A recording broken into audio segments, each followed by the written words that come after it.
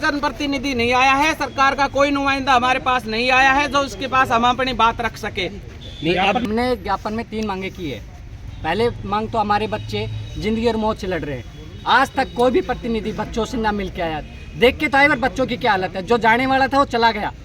पहली बच्चों के लिए कुछ राहत, दूसरी जो रतनलाल की वाइफ थी पढ़ी लिखी है उनको एक सरकारी नौकरी, तीसरा हमें 50 लाख का मुआवजा चाहिए ताकि आगे भविष्य में बच्चों के लिए काम आ सके, वो अपनी ज़िंदगी जी सके, वरना हम किस किस के आगे भीख मांगते फिरेंगे। अभी किससे मिलने? कलेक्टर साहब से मिलने आए बस। कलेक्टर साहब से मिलने की? कलेक्टर साहब से मिलके हमारी मांगे पूरी करके यहाँ से उठेंगे, वरना हमें चाहे 3 दिन लगो, 4 दिन लगो, 1 महीना लगो, यहाँ पे हम शांतिपूर्ण धरना देंगे। जनप्रतिनिधि को सबसे संपर्क किया लेकिन अभी तक कोई जनप्रतिनिधि नहीं आया, हमारे से ना मिला, ना बच्चों से मिला, घर ना पे भी हमें नहीं आया कोई? घर पे भी नहीं आए, ना हमें आश्वासन दिया कि हम आ रहे हैं या जो भी हुआ भगवान ने किया, लेकिन अभी तक कोई भी प्रतिनिधि तो हमारे पास नहीं आया चल के, ना हमसे बात की अभी तक, ना गांव का सरपंच तक नहीं आया हमारे पास। अब सिर्फ हमारी ये 3 मांगे हैं, ये 3 मांगे हमारी पूर्ण होनी चाहिए। हमें ये 3 मांगे कर रहे हैं, ये 3 मांगे हमें चाहिए। इस पूरे ये तो देखो पूरे घटनाक्रम का सर प्रशासन जिम्मेवार है। ये प्रशासन की जिम्मेवारी थी, नगर परिषद की जिम्मेवारी थी कि जो भी मकान खंडर हो रहे हैं या गिरने की हालत में है तो उनको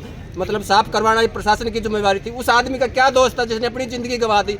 अभी और भी काफी सारे ऐसे और मकान शहर में अभी ऐसे काफी मकान है जिनको मतलब जर्जर हालत में है और ये लोग कोई ध्यान नहीं दे रहे। न तो कोई मतलब नगर परिषद का जो अधिकारी है वो ध्यान दे रहा है, न एसडीएम साहब ध्यान दे रहे, न कोई आला अधिकारी कोई ध्यान, मतलब जनता मर रही है तो मरने दो, इनको कोई लेना देना नहीं इस चीज़ों से। अब एक गरीब आदमी के ऊपर कितनी बड़ी आपत्ति आई हुई है, बच्चे जिंदगी और मौत के बीच में फंसे हुए हैं और उस विधवा औरत पे क्या गुजर रही है जिसका मतलब आदमी दुनिया से चला गया, अब वो किसके सहारे जिएगी।